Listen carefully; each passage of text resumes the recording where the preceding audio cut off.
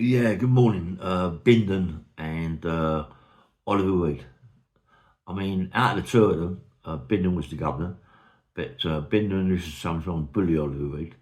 And Oliver Reed in Malta, he used to go to this bar called The Ground, a pub called The Ground, and he had a party piece exactly the same as Bindon. His party piece was taking his manhood out and showing everybody, but he had two claws, eagle claws, either side of his manhood, and he used to flash it around. But it was quite, I mean, evidently it was a large one, you know what I mean? So he was very flash, much big time womanizer. He used to fight Oliver Reed. He used to have a fight. But Oliver Reed never picked up anything like bottles, glasses, and all that sort of thing. But he could have a right fight with his fists. He won a fight to have a fight. But on the other hand, Bindon was a lot different.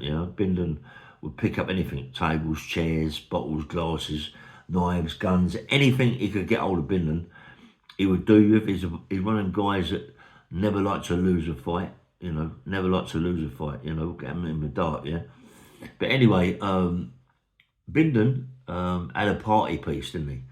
He had a party piece. No one, I mean, not many people have seen it. He used to put six half-pint glasses, the big mugs, yeah? Six of the half-pint ones on his manhood. Six of them. They reckon his manhood was between 10 and to 12 inches. And that's some manhood, isn't it? And it was massive, you know what I mean? Yeah, he would do that party piece. So would Oliver Reed, but because of Bindon being a lot more endowed than Oliver Reed, Oliver Reed would duck it when Bindon was about. Yeah, he would duck it. Yeah, but Bindon, I think it was Monique. I forget the name of the islands. I think it was Monique, something like that. And he was there with Vicky Hodge. Was it Vicky Hodge, the model? But he was also out there with Lady Margaret, and lots of times he done a party piece with Lady Margaret watching. She loved Bindon. I mean, she was all over Bindon, and Bindon was like a lucky man that she took to him, yeah. And she bought him a big flat, didn't she, in her muse, Lady Margaret. She loved Bindon, mate, and I don't know what went on there. No one really knows what went on with what went on with him too. But I know Bindon died. A lot of people said Bindon died of a heart attack and this, that attack, but um, my mother-in-law, my father-in-law, and also my girlfriend told me that Bindon died of AIDS. So that wasn't good, was it? And Lady Margaret was in a wheelchair for a long time, and when she was out in a wheelchair when she died, didn't she? So you don't know what really went on there.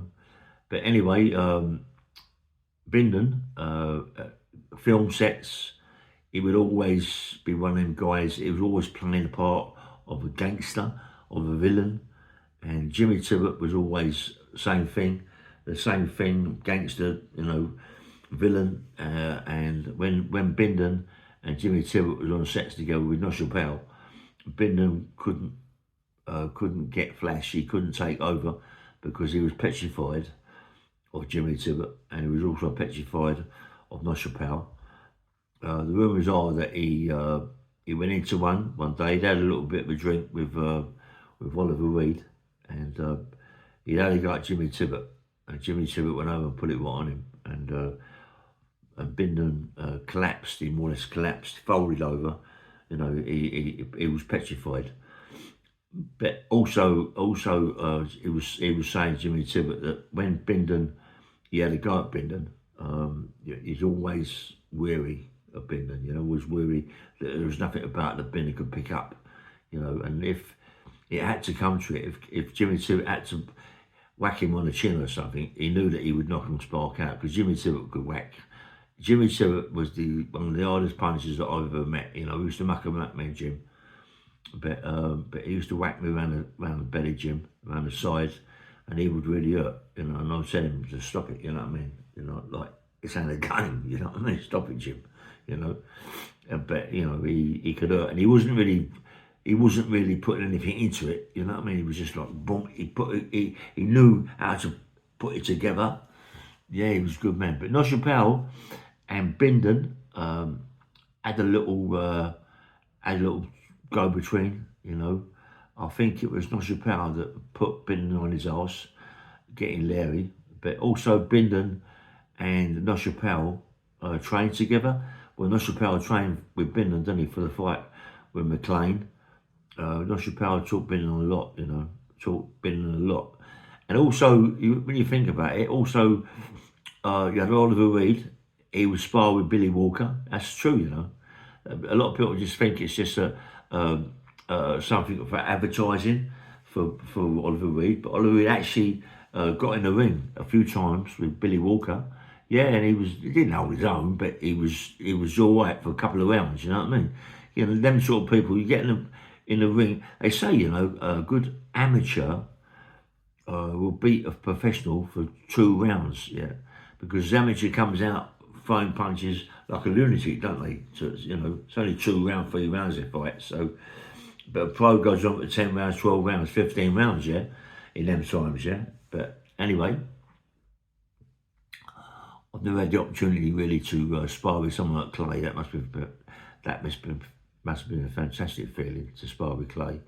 I mean, Billy Williams did, didn't he? Billy Williams sparred with Clay. You know, to do that, Bug to spar with Clay, but Bug even fought Clay, didn't he? You know what I mean? But anyway, bang bang, good morning, yeah.